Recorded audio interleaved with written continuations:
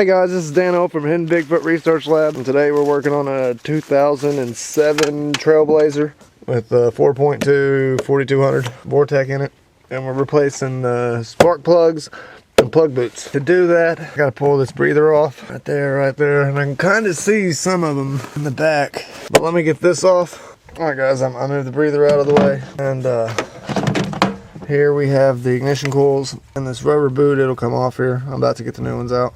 Alright, now what I've done is I've just loosened all the bolts and squeezed them over. And when you pull these boots out, you want to check for oil. Make sure they're not really arcing off. But I'm not seeing any immediate oil yet. But I was looking at this, and to get them apart, now I had to work it for a while. You can see there's a little lip there. But it comes out that way, and the spring comes in from the blunt end. I was looking at.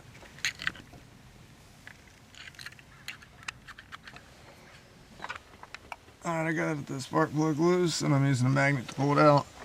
It was a 16, and on mine, I just got a bunch of spark plug papers crammed down in there. But you do want something to hold the spark plug steady, so you don't bust the ceramic.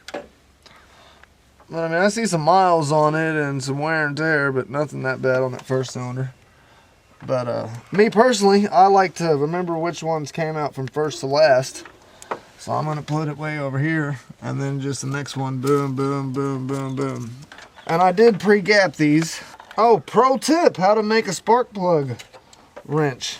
I take that paper, and I just cram it in there. And you see how I kind of embraided it? You see now the spark plug ain't falling out. Not of the spark plug, but now it can't shift and break the ceramic. And real gently start it down in that hole, and you want to feel it. If it feels like it's cross-threading, stop and restart. And I get it snug, and I'm just going just a little bit past snug. I mean, you saw it was 1 hour on a clock. I mean, not a whole lot. You don't want to strip anything out. I just pulled the third from the front out, which would be the center one here. And you see how wide it is? And how much corrosion it got. And that could be from several different things. I mean, that could just be a shitty plug, or the gap was too big, or...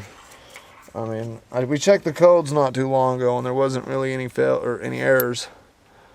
So more than likely that gap was just too big, because it looks like it was a lot. Gapping your plugs is important. I have been using this anti-seize because I forgot. And it don't take much to use this, guys. I mean, we're just talking like a little...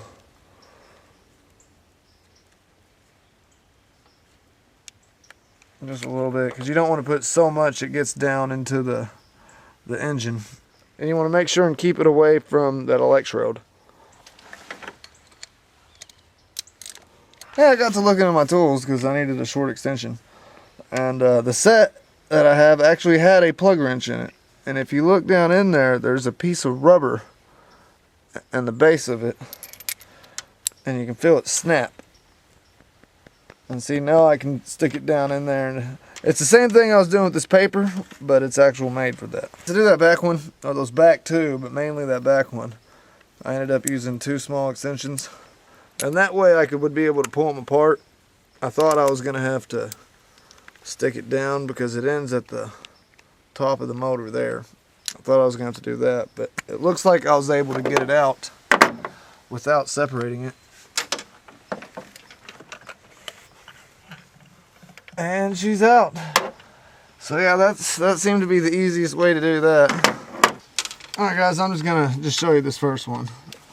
I'm gonna slip that coil pack out. This rubber boot here.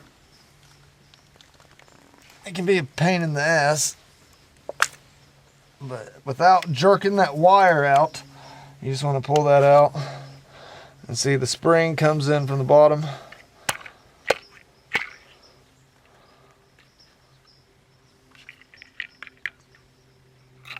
See?